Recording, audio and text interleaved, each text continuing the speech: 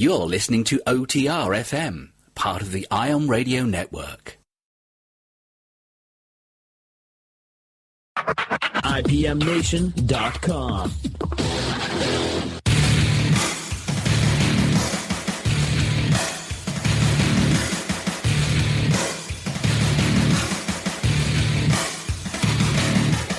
Hey everybody, welcome.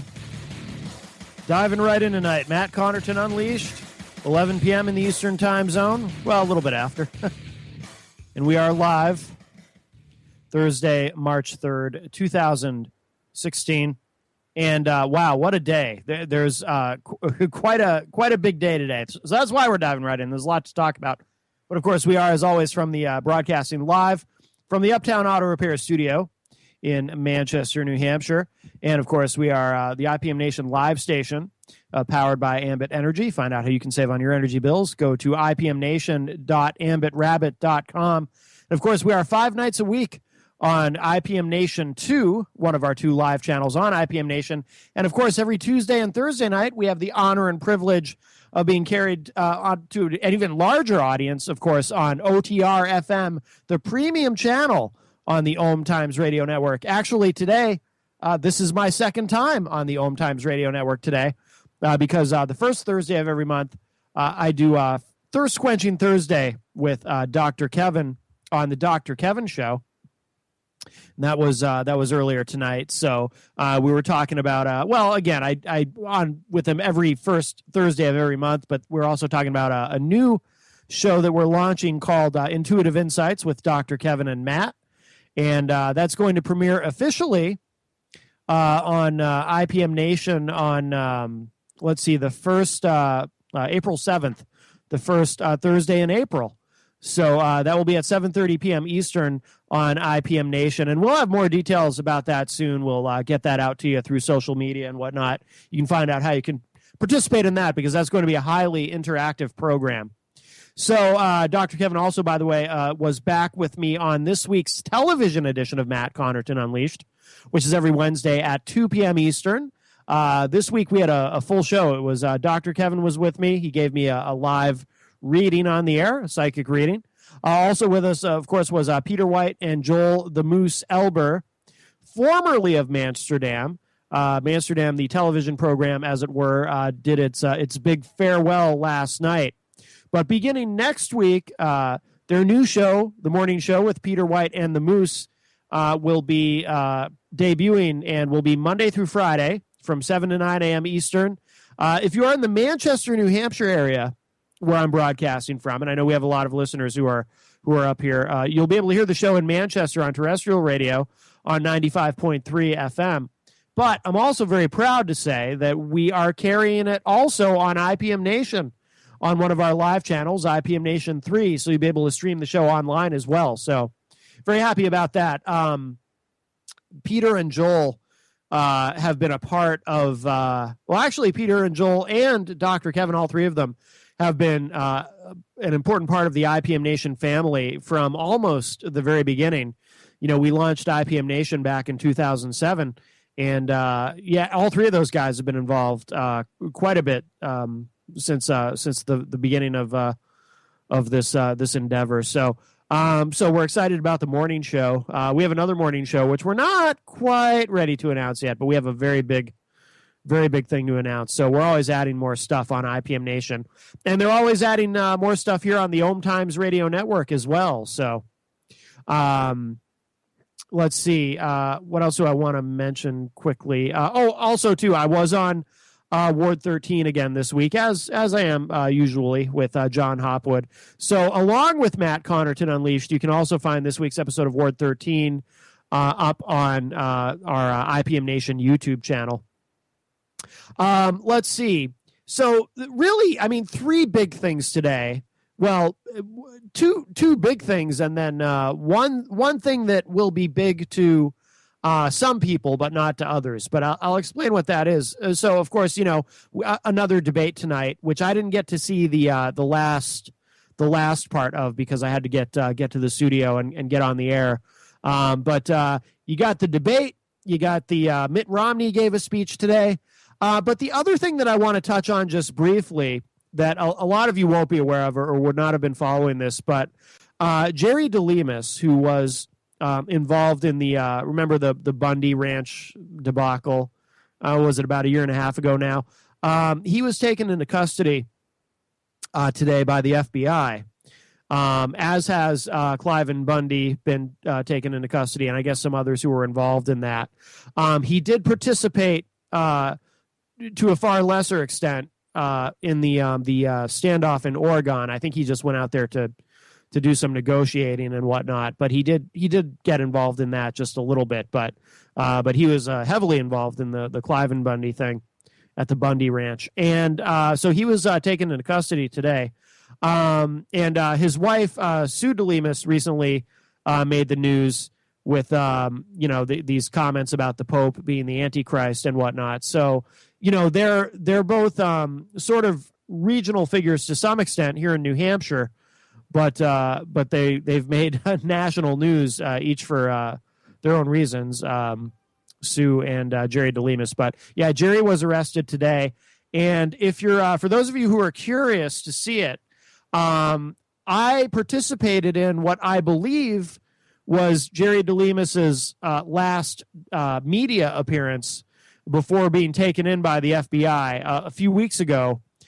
Jerry and Sue DeLemus were on the program Rock, Paper, Hand Grenades, the show that I co-host with the Honorable Gary S. Hopper, Wednesdays at 6 p.m. on IPM Nation. And so if you want to check that out, it's up on YouTube and on our Vimeo channel as well, Rock, Paper, Hand Grenades. If you're on IPM Nation, you can just click the YouTube link in the upper right, and it'll take you right to our YouTube channel, and you can find it. But Jerry and Sue did come on the show, and Jerry talked extensively about, he didn't really get into much about the Cliven Bundy standoff, and I did not realize until recently just how heavily he was involved in that. I did not know. I knew he was involved. I didn't realize how involved. But so he came on mostly to talk about what was going on in Oregon. And Jerry and Sue had been on the show a few times before too. So if you want to go through the archive, you can find those appearances. I don't particularly agree with the DeLemuses, in terms of their worldview in a lot of ways and whatnot. They're very, very sort of conservative Christian.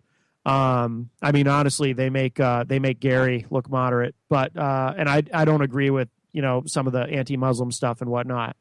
But I got to tell you, we did when they were on the show that night recently. They did buy Gary and I dinner at Margarita's, so I have a soft spot for them for that reason, because as I always say, it's my stomach's world and you all just live in it. But it was interesting to kind of sit down with them away from the cameras and whatnot, and we I had a nice time. We had a nice conversation.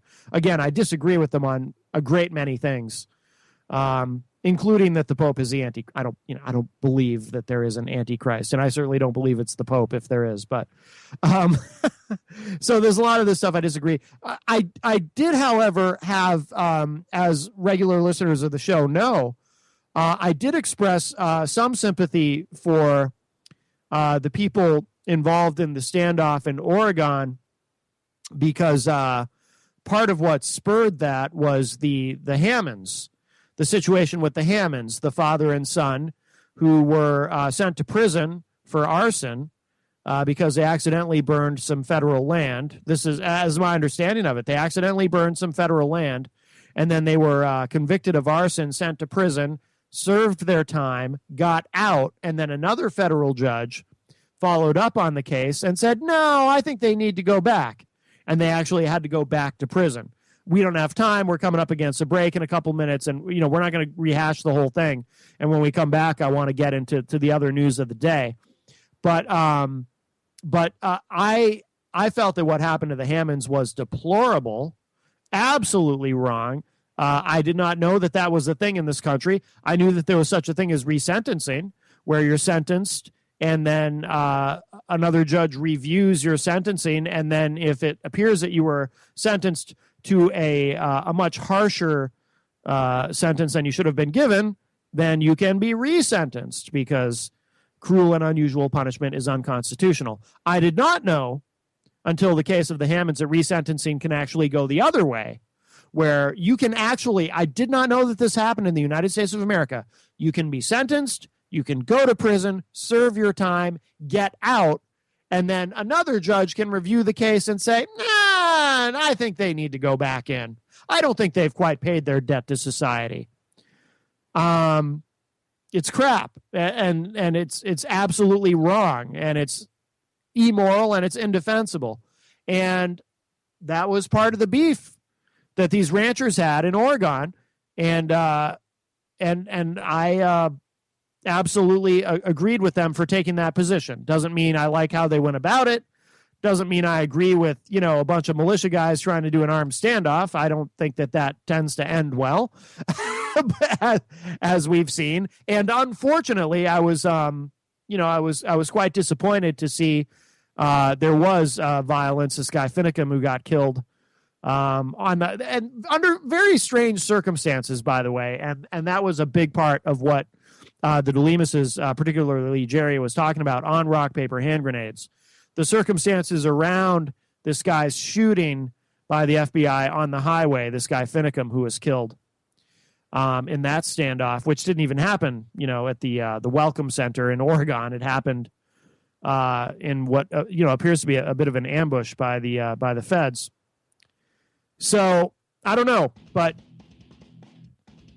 I do know the DeLemuses personally, so I felt compelled to say something about it. And I don't know. I mean, Jerry was concerned. He was paranoid that something was up, and sure enough, they came and grabbed him, and they raided the home too. So, but anyway, when we come back, we'll talk about everything else. More Unleashed coming up. Don't go away. The Real Conscious Connection. Om Times Radio. IOM FM. Being a radio host on IOM FM allows you to build your show on a rich platform with the power of the internet to fulfill your outreach goals and connect with a very specialized and global online audience, unlimited by time and distance. Om Times Radio will provide you with web relevance, a recognizable conscious brand, and with the standard of excellence that has accompanied every single Om Times endeavor. Host your show with Om Times Radio Network.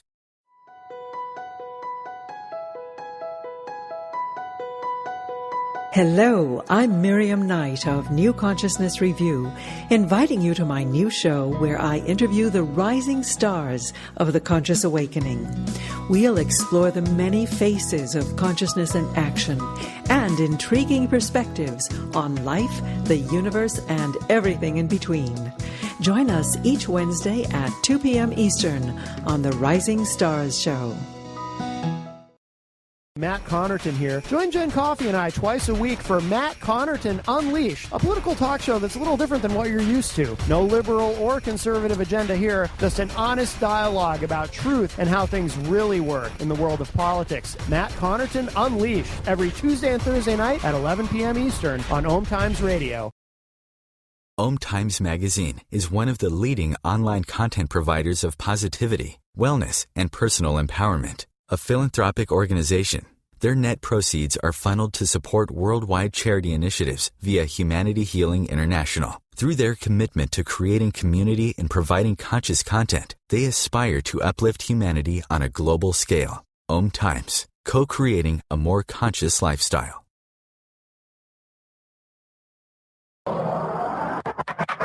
IPMNation.com.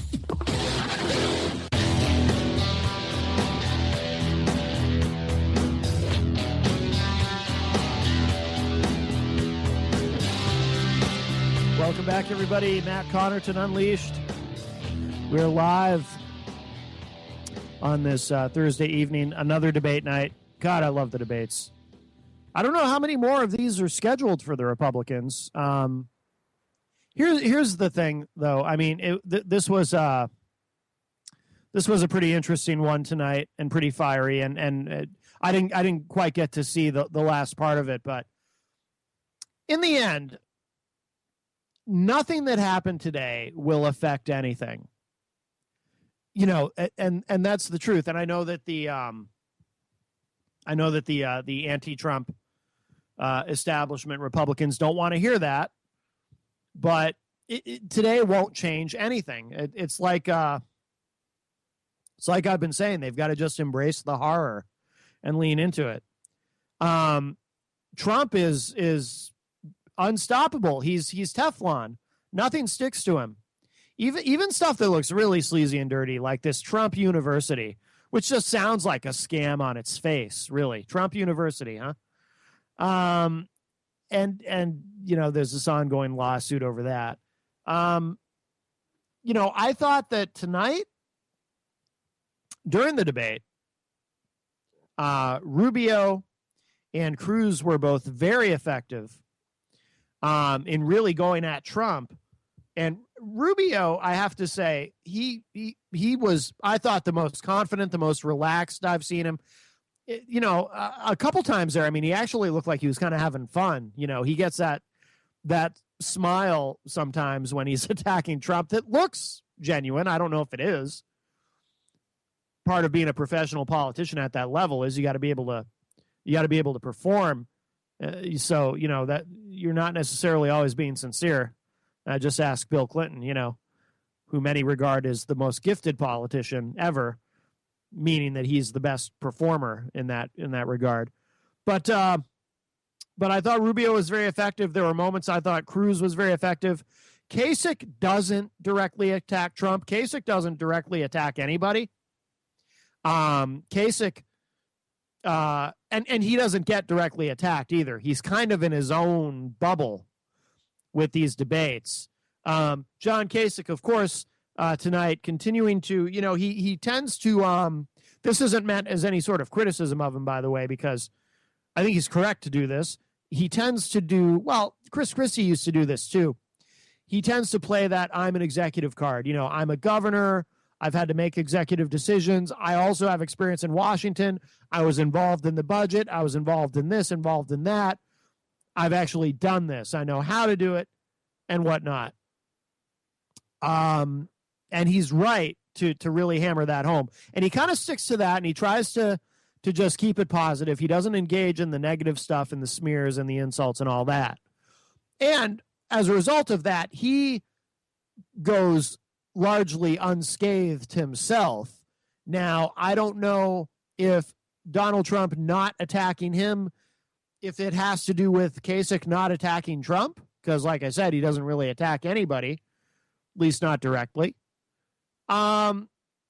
Or is it just that Kasich is such a non-factor in the polls that there's no reason to attack him? Although that's probably not it. It's probably just because he doesn't attack Trump. The only I do remember there was one debate where Trump did attack Kasich.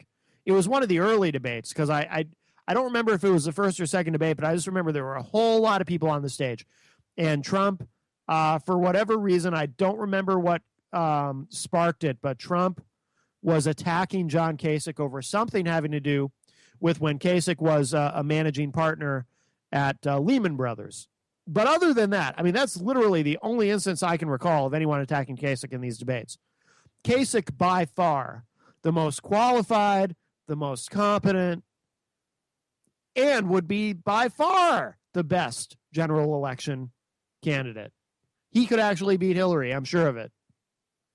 So, of course, he can't get any traction in the polls. I just, and I said the same thing in 2012 about John Huntsman, former governor of Utah, would have been a phenomenal general election candidate and could have beaten Obama. But no, it's like for the second cycle in a row, it's like the most competent guy on that debate stage no one's interested in. So, well, have it your way. But nothing will change after tonight. Nothing will have changed. Trump is still the nominee. I mean, not officially, but the presumptive nominee. There are no options. Romney's speech will have had zero effect. If you were pro-Trump before Romney's speech, you're still pro-Trump, and you're hating on Romney today. And a couple days from now, everyone will have forgotten about the speech. And, of course, if you oppose Trump, you're probably singing Romney's praises and talking about what a great speech it was. But nothing will have changed. No one who supports Trump heard Romney's speech. And I haven't listened to all of Romney's speech. I've just caught little sound bites of it. Sounds like he got in some pretty good zingers there, which is uncharacteristic of Mitt Romney, too, by the way. Trump just brings out the comedian and everybody. I mean, Marco Rubio actually made me laugh out loud at one point tonight. We'll get back to that. But if you were pro-Trump before Romney's speech, you're still pro-Trump. And if you were opposed to Trump, your mind wasn't changed by anything today either. So Trump will still be the nominee. And the reason I keep saying that, they have to embrace the horror and lean into it, those who oppose Trump, is there's no getting around it. Options have been discussed, a contested convention. We used to say brokered convention, but I've seen that corrected. It wouldn't technically be a brokered convention. There are no brokers per se. It would be a contested convention. So he could win, in theory, Trump could win most of the rest of the primaries, but then they could try to kind of steal it away from him at the convention. But then you lose. The Republicans lose because they're going to look bad. They're going to look like they disenfranchised their own base, their own constituents, their own voters, by going with the one who they didn't pick, by figuring out a way to go with somebody else, a more establishment candidate. They're going to alienate so many people, they're going to screw themselves, and they're going to lose. And they might alienate Trump to the point where he might say, well, then screw you guys. I don't care about the pledge. You didn't hold up your end of the bargain. I'm going to run third party. I'm going to run independent. And that'll split the vote, and they'll lose. There is no option. They can talk about figuring out ways to have a contested convention. They can have somebody like Mitt Romney go out and give a speech about how Trump's a con man. He's a con artist. You can't believe a word he tells you. And he'd be awful for the country. They can do whatever they want. Rubio and Cruz and even Kasich could give great speeches and have great debate performances. Nothing is going to change. The course that the Republican Party is on right now is irreversible for this cycle. Trump is going to be your nominee. Cruz very smartly in tonight's debate brought up, because Trump's always talking about, this was a good moment for Cruz. Trump is always talking about the polls. Well, I'm way ahead in the polls. I'm going to be the nominee. I'm way ahead in the polls. None of these guys can even get any other traction. And Ted Cruz kind of said at one point, well, you want to talk about polls? What about all these polls that show you versus Hillary and Hillary just destroying you? And then Trump cited some polls that show him beating Hillary. But I've definitely seen more polling data that suggests that Hillary would beat Trump. And how much must Bill and Hillary Clinton just be loving this after what they went through in 2008 when Hillary thought it was going to be a coronation. Then she thought the nomination was hers, and then Barack Obama just showed up out of the blue and stole the whole thing from her. How vindicated must they feel now? Because Sanders is not a threat, not after South Carolina and then Super Tuesday. I mean, hopefully he'll continue to stick around and be a thorn in her side. I enjoy seeing that. But he's no serious threat to the nomination. She's going to be the nominee. She's also on an unstoppable path. But how much must they... My God, I mean, they can just take a vacation if they want as far as campaigning. I've said it all along. Hillary Clinton will be the next president of the United States. And it won't be because she will have beaten the Republican nominee. It will be because the Republicans will have beaten themselves. And she's gonna get her coronation all right. Not just a nomination, but the presidency at this rate. The Republican Party is imploding. Not the first time, but this is the first time it's gone this far. I remember for a while, you had the Tea Party wing of the Republican Party who seemed to be almost ready to kind of split off on their own. They were calling that a Republican Civil War. But this is incredible stuff. I mean, And some establishment Republicans are actually starting to endorse Trump instead of going along with their fellow establishment Republicans. And in fact, there was even a rumor. I don't know if this has happened yet or if it's confirmed. I didn't hear it come up during the debate tonight, so probably not. But there was a rumor that Florida Governor Rick Scott, who you would assume would endorse Marco Rubio, was actually going to endorse Trump. I don't know. Like I said, I don't know if that's been confirmed.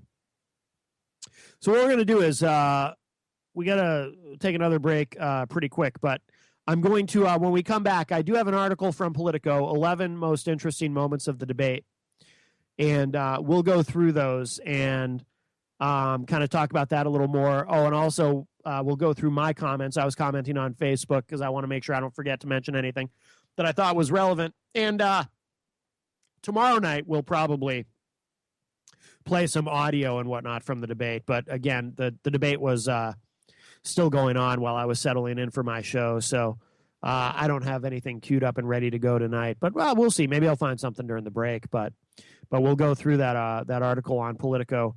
And maybe we'll look at a little bit of Romney's speech, too. I haven't had a chance to listen to Romney's entire speech yet today either. I did hear some highlights. And, wow. I mean, he said some pretty rough things about Donald Trump. And then Trump's response was interesting as well. And a little off color. Well, depending on how you want to interpret what he said. So we got to take a break. We'll be right back. More Unleashed coming up. We're live on OTR FM and IPM Nation 2 from the Uptown Auto Repair Studio. Stay with me. We're only about halfway done, so there's plenty more.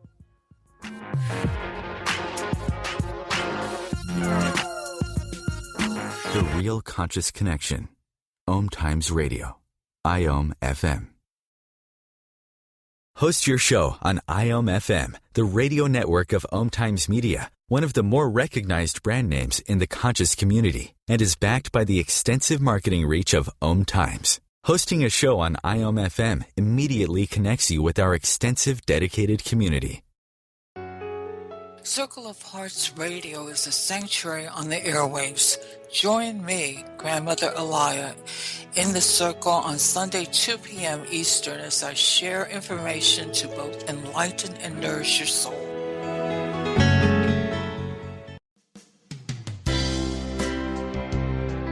This is Terry Van Horn, and I want to invite you to join me for my weekly radio show, Healing Light, on Om Times Radio every Wednesday at 6 p.m. Eastern Standard Time. On Healing Light, we want to bring love, light, and blessings into your world. You can find out more about us at www.healinglightonline.com. Blessings. Have you ever wondered how to change your love paradigm? The secret key is finding a love partnership, not just a regular connection. How do you find these? Through conscious relationships. Ascending Hearts Dating is a dating site for people like you that believes in second chances and a different type of spiritual connection. Try Ascending Hearts for free today at ascendinghearts.com and change your love paradigm. Ascending Hearts, the premier dating community for the spiritually awake.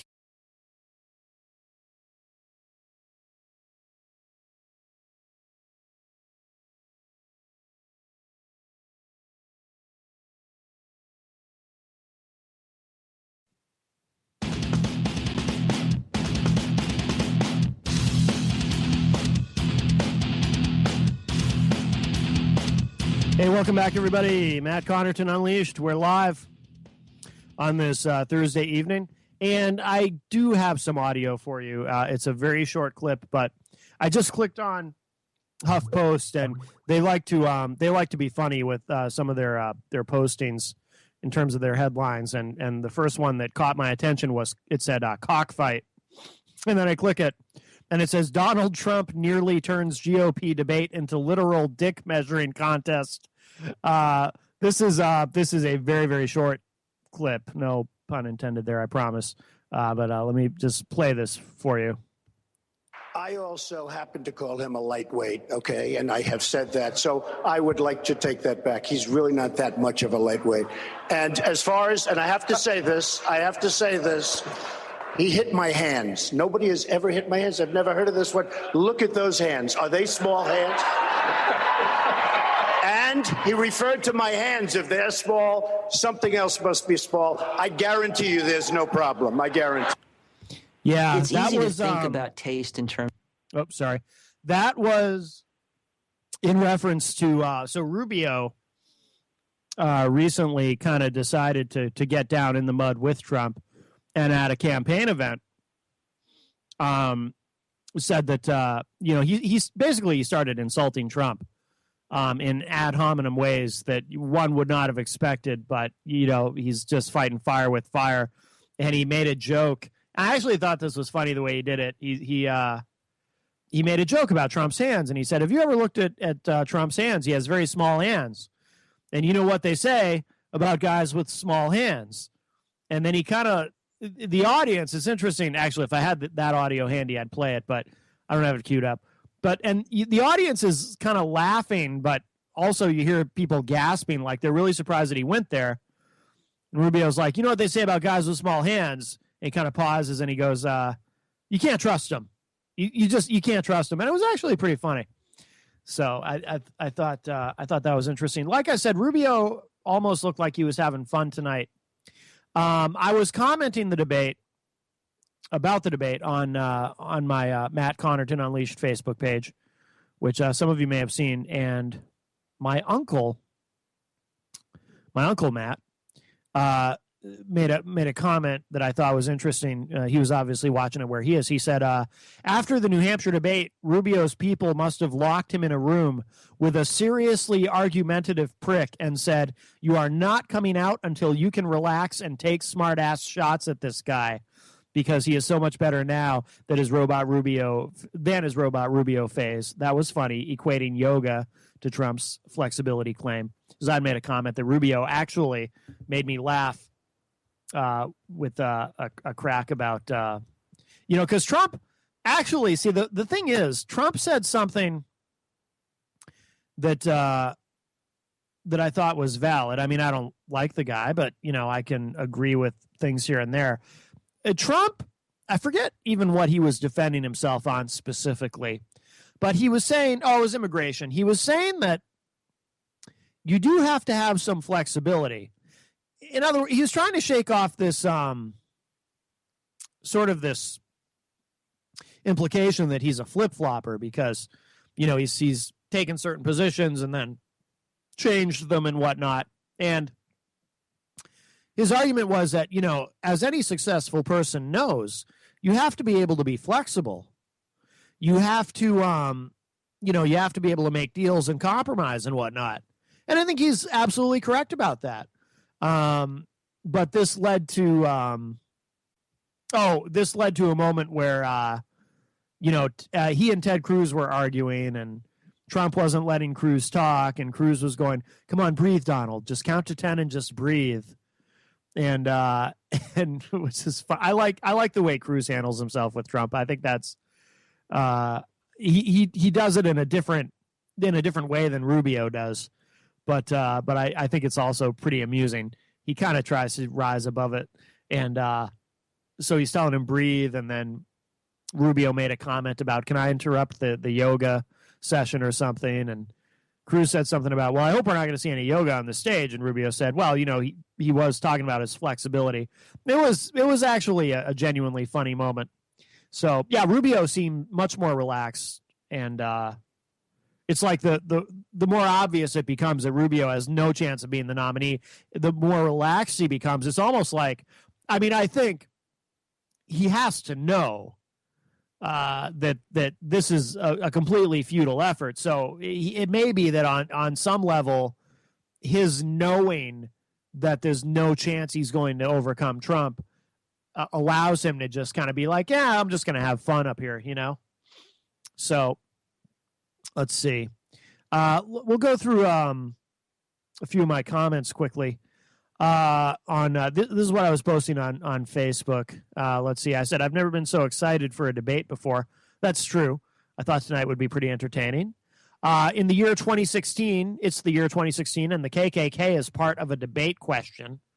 That was Chris Wallace asking Trump, do you disavow the KKK? And, of course, he said yes. I commented Rubio looking strong. Trump referencing his own penis. That's new in a debate. That's a reference to the audio I played for you. And then I said, if Ted Cruz makes a dick joke of his own, I'll vote for him. Ted Cruz did not make a dick joke, but if he did, I'd have to consider voting for him. I would just be so surprised and just amazed that I'd just be like, wow, geez, maybe I should. I don't know. I said, Trump seems to be playing it cool, already dialing it back for the general election. In the early moments of the debate, Trump did seem to be kind of trying to maybe show some discipline and not fly off the handle and insult people. That didn't last long. I said, it seemed like it took them a while to get to asking Kasich a question.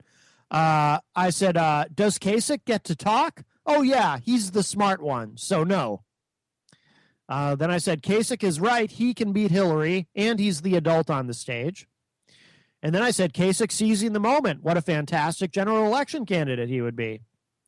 Then I said, Trump done playing it cool. Here come the insults. I commented that Trump sides with Democrats on TPP.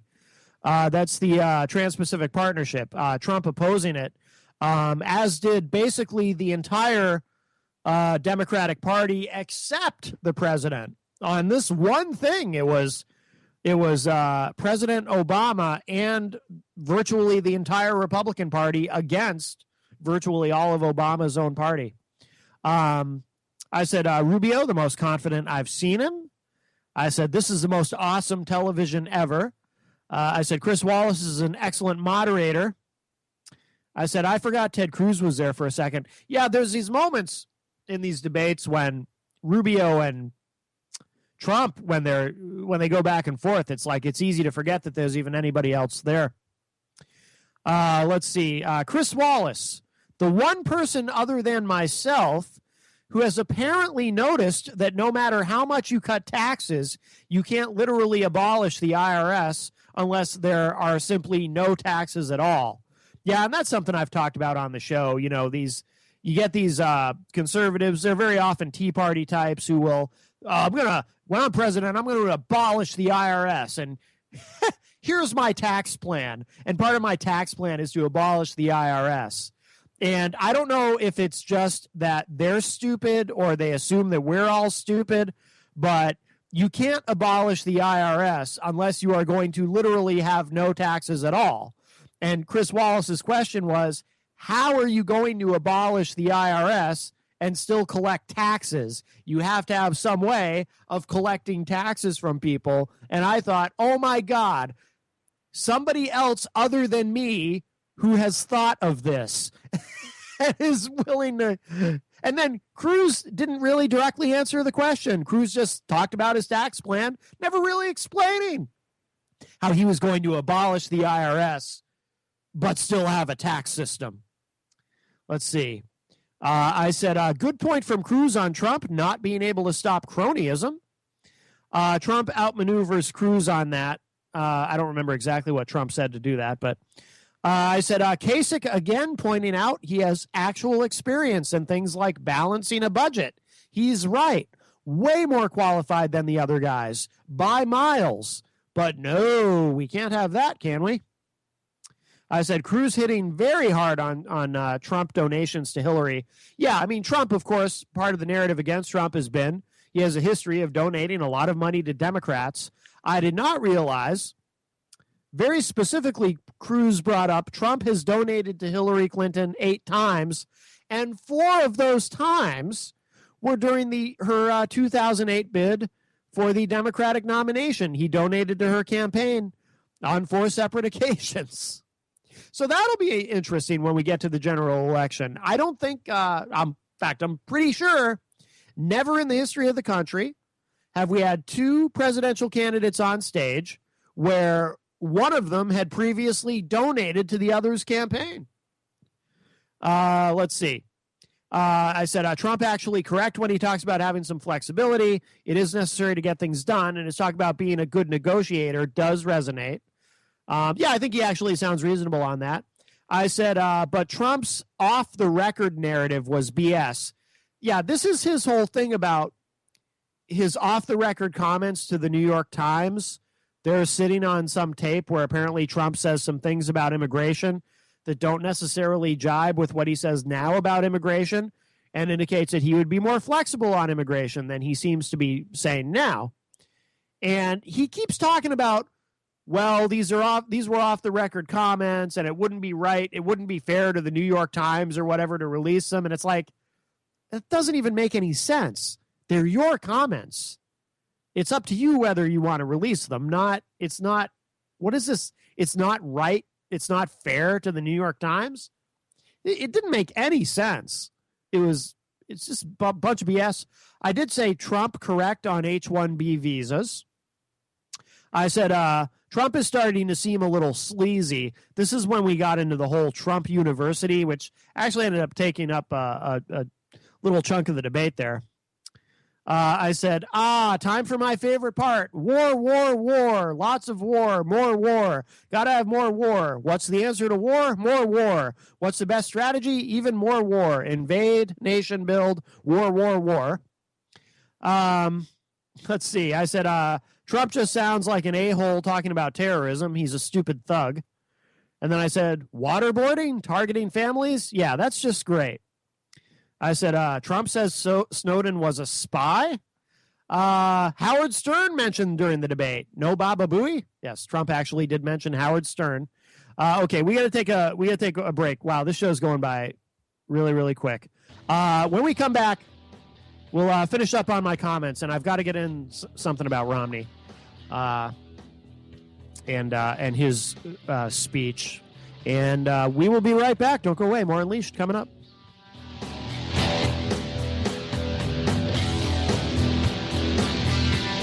The Real Conscious Connection. Om Times Radio. IOM FM. Host your show on IOM FM, the radio network of Om Times Media, one of the more recognized brand names in the conscious community, and is backed by the extensive marketing reach of Om Times. Hosting a show on IOM FM immediately connects you with our extensive dedicated community. Hi, this is Sylvia Henderson, intuitive life coach and energy healer. Are you ready to elevate and rise way above your normal? Be sure to listen to my show, Intuitive Transformations, on Om Times Radio, Sunday evenings at 9 p.m. Eastern. Get the inspiration you need to transform your life. Join Elliot Jollish, the business therapist, each Tuesday at 5 p.m. Eastern for the Elliot Jollish Hour, as he interviews business experts on your behalf. And you're invited to email your business questions to questions@ecjgroup.com for answers, live, on air every Tuesday at 5 p.m. Eastern on the Elliot Jollish Hour. Om Times Magazine is one of the leading online content providers of positivity, wellness, and personal empowerment, a philanthropic organization. Their net proceeds are funneled to support worldwide charity initiatives via Humanity Healing International. Through their commitment to creating community and providing conscious content, they aspire to uplift humanity on a global scale. Om Times, co-creating a more conscious lifestyle.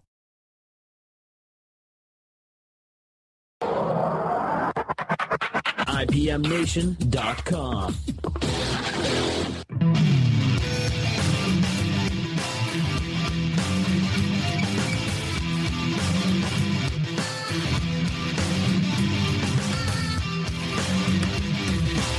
Welcome back, everybody. Matt Connarton Unleashed. We're live on this Thursday evening. And let's see. I want to get to the Romney thing. Well, you know what? We'll I also want to get to this 11 moments from the debate.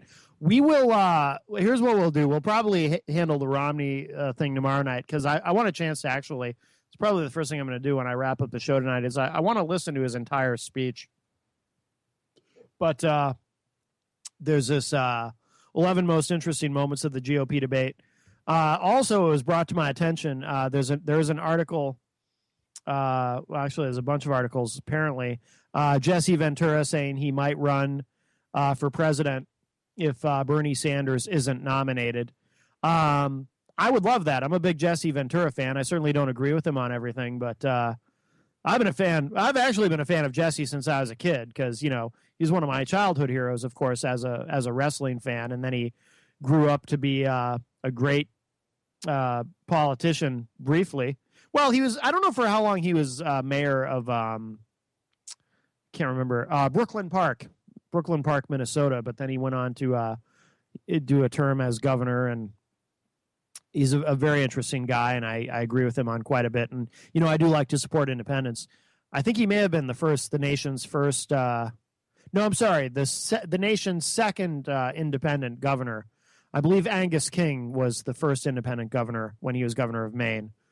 Now Angus King an independent in Congress. But let's see. 11 most interesting moments of the GOP debate. This is from Politico. So we'll go through these quickly, and I won't linger on the stuff I already talked about. But let's see. Rubio latches on to Trump's new squishiness. This was number one.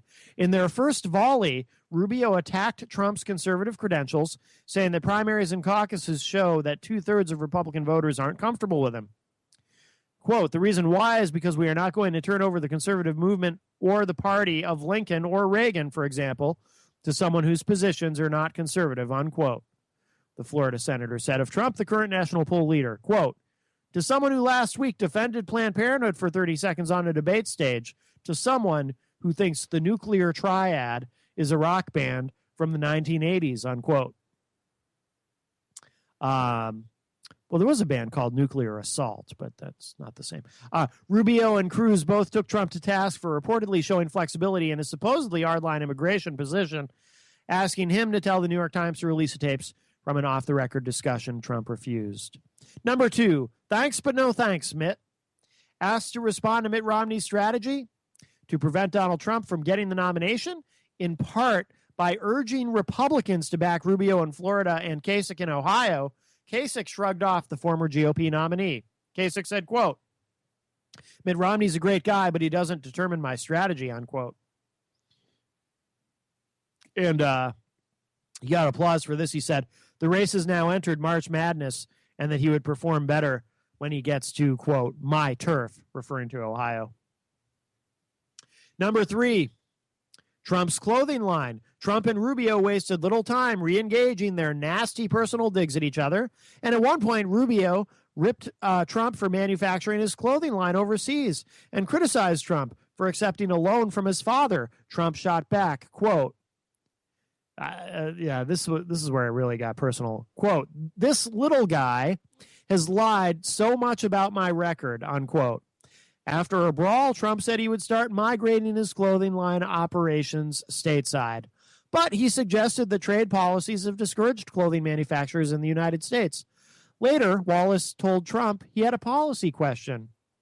And Rubio said, let's see if he answers it. Number four, nice to be with you, Megyn. It was a long-awaited meeting. Moderator Megyn Kelly, who drew Trump's fury with tough questioning in his first debate appearance in August, looked him in the eye and said, hi. Nice to be with you, Megyn, he said after a pregnant pause. Good to have you here, she said, smiling. Number five, Trump gets phallic. Yes, I talked about this earlier. After Rubio defended his personal digs on Trump of late, Trump responded that he was most taken aback by Rubio's criticism of his hands, calling them small. Rubio, he noted, had insinuated that if they're small, something else must be small. Trump held up his hands, asking the audience whether they really considered his hands small. I guarantee you there's no problem, he said. Number six, Lion Ted. The sniping wasn't just exclusive to Trump and Rubio. Cruz implied that Trump was misleading the American people about his immigration views because he refuses to release the tape of an off-the-record conversation with the New York Times in which he discussed negotiating over his hardline position. Cruz said, quote, if you didn't tell them that, the tapes will prove you innocent, unquote. Trump responded, quote, you're the lying guy up here, unquote, and the two spoke over each other repeatedly. Trump concluded, quote, I've given my answer, Lion Ted, unquote. Calls him Lion Ted. Burn. Let's see. Number 7, Trump defends his flip-flops. Fox played a series of videos showing Trump changing his mind on crucial issues.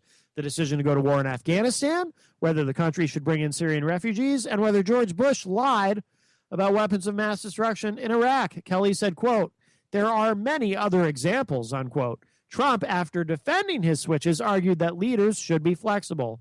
He said, quote, I have a very strong core. I've never seen a successful person who wasn't flexible, unquote.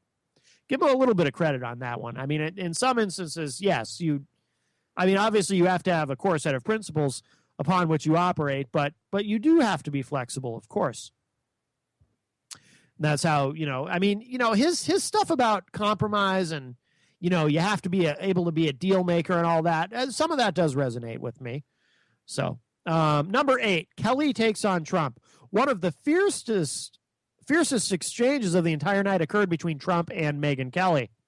After addressing Trump University, the school Trump founded that has been sued by former students as a scam, Kelly was ready with an on-the-spot fact check. She noted that, quote, so-called little guys, unquote, said they had been fleeced by Trump.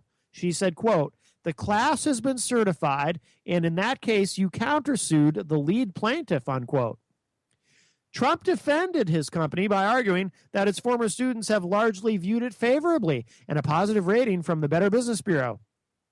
But again, Kelly rebutted him, noting that the BBB had given it a D- rating, and she read from an appeal court decision that compared Trump University students to Madoff victims. Give me a break. Let's see what happens in court, he said. By the way, if it's true that Trump did at some point get an A rating with the Better Business Bureau, the Better Business Bureau is a scam. A lot of people don't realize that. Like, you can pay them for your rating. It's BS.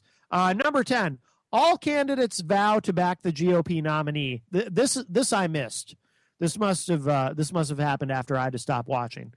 Despite a growing movement to isolate Trump by establishment Republicans, all 4 Republican candidates vowed to support the GOP presidential nominee no matter who wins the primaries. That's interesting.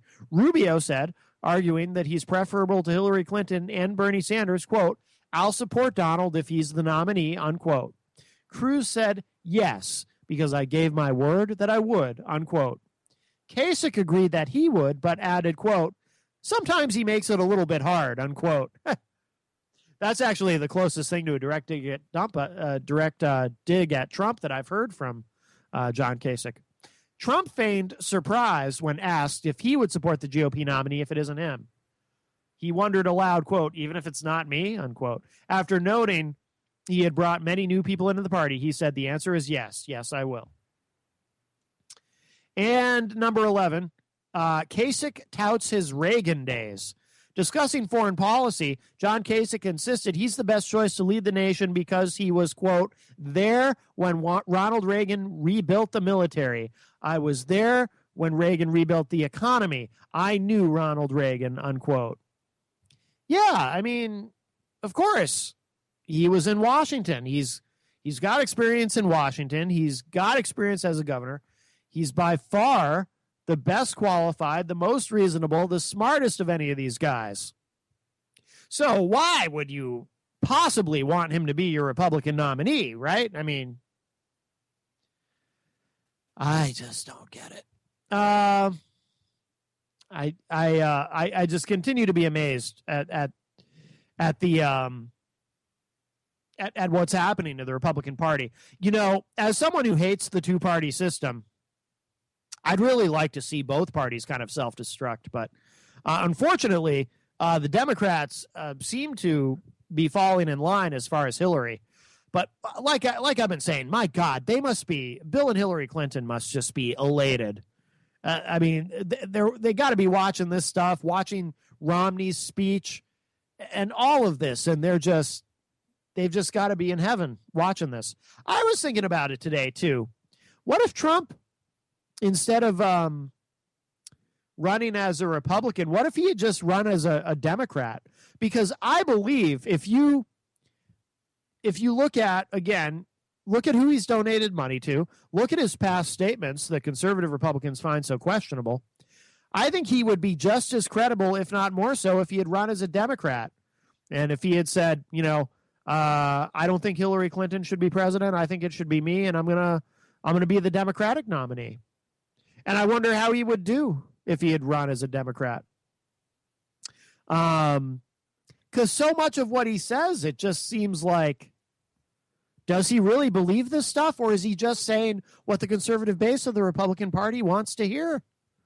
And is he going to really change after the convention and really kind of, because you know what you have to do on either side. If you're a Republican, you run as far to the right as you can during the primaries to get that nomination, and then you tack to the middle for the general election. Of course, if you're the Democrat, you do the same thing in reverse. You run to the left, and then you run to the middle.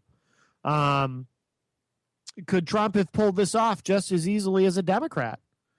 Obviously, I mean, in different ways. He couldn't be talking about banning Muslims and building a wall and all this stuff as a Democrat. But is there, in a bizarro world, alternate universe, could he have found a way to pull this off on the left? Because I don't know if he actually means anything he says. I don't know what his core beliefs are. I just have no idea at this point. And I bet there's even a lot of Trump supporters who deep down, have those same kind of concerns. They won't say it, but I do wonder. We're all out of time. I'll be back tomorrow night, Friday night. We're exclusively on IPM Nation 2 on the IPM Nation live station.